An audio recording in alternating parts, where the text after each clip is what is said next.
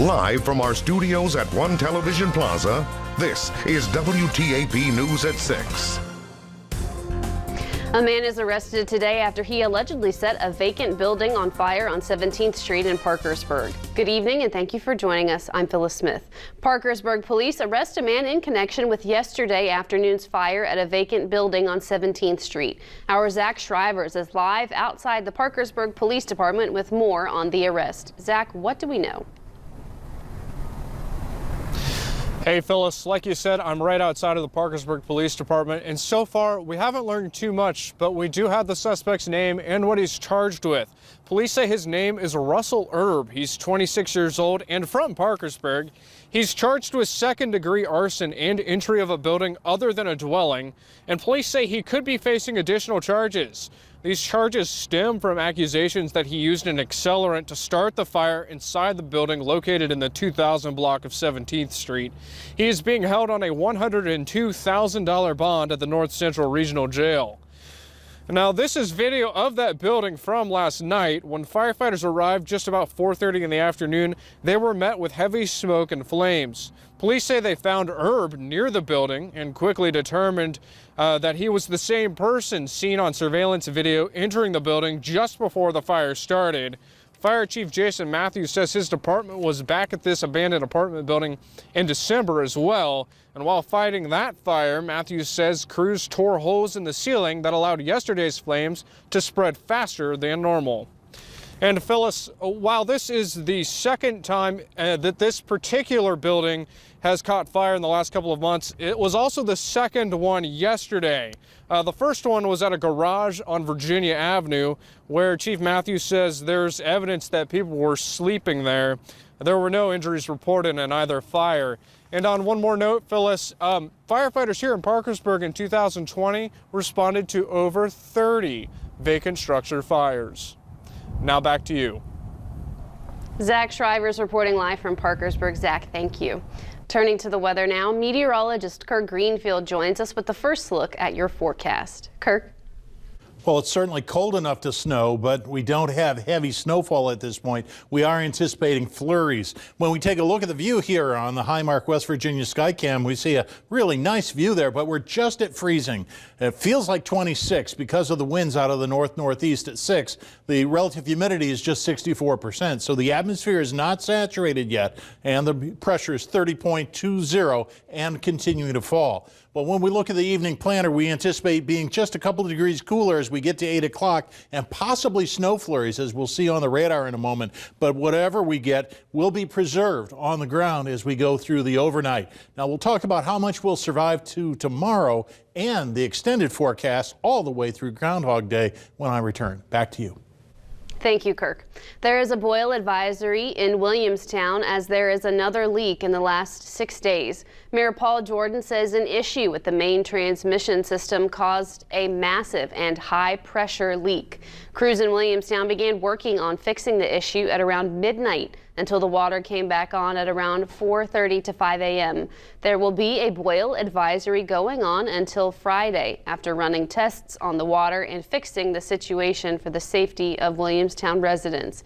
Mayor Jordan says that there are many contributing factors to the recent leaks that have happened. However, he points to the system needing to be updated. Our system is an aging system. It's what we've had. It's where it's been. And yes, the ultimate goal would be at some point to start a process to where we could replace, street to street. Mayor Jordan says that if anyone in Williamstown has questions, they can call the city building. You can call them by dialing the number at the bottom of your screen. That number is 304-375-7761. Many questions have been asked about how to be notified when you are to get your second dose of the COVID-19 vaccine. The Marietta Belpre Health Department is starting to ramp up vaccinating people for the second time, and it will soon be available to more people. You will be assigned a second dose date once you receive the first dose of the vaccine, and the health department will notify you as well.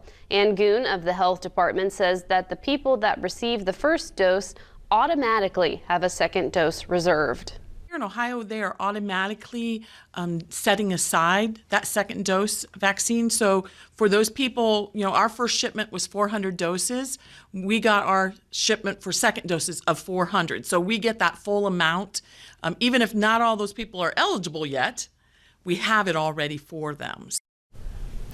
There was also concern about the effectiveness of the first dose after a certain period of time. Goon said that the time period between doses is the earliest amount of time in which you could get the second dose, and it will have no impact on its effectiveness.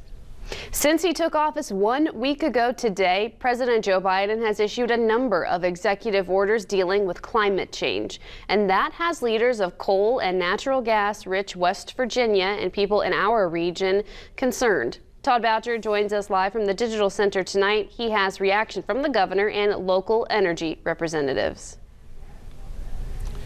Now, today alone, President Biden issued executive orders to reduce oil, gas, and coal emissions and double energy production from wind turbines, also halting new oil and gas leases on federal lands and waters.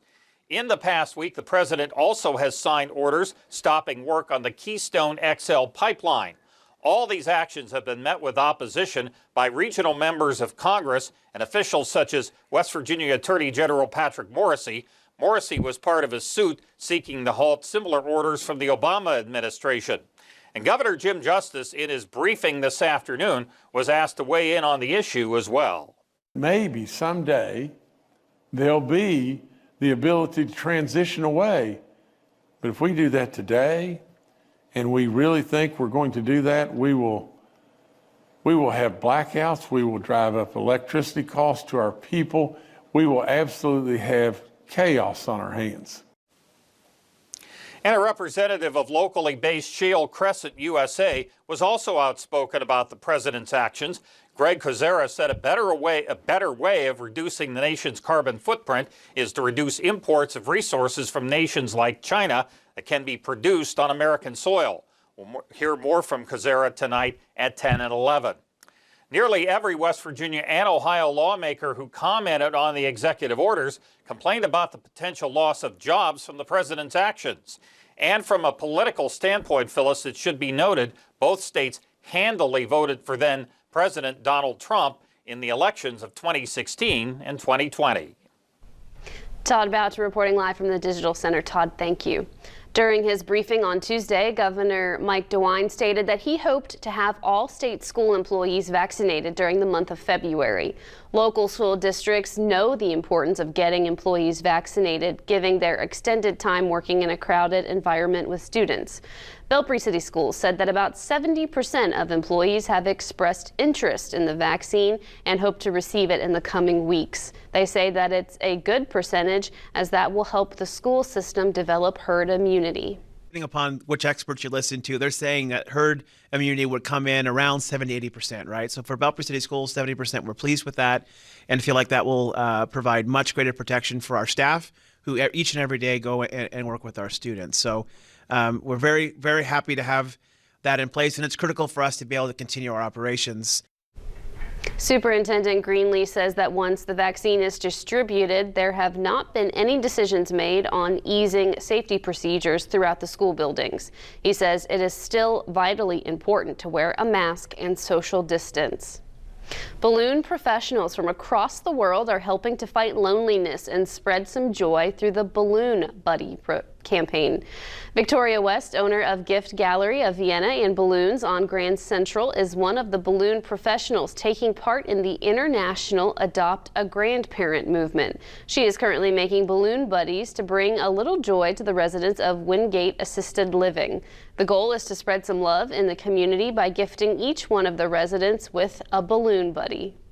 It was an idea that sparked from one of our balloon professionals, and we all were in a chat, and it just kind of grew, and that was a no-brainer for me, that if there's one thing that we can do is spread some joy and hand a buddy over to a staff that will give it to somebody that just needs to smile, I'm in.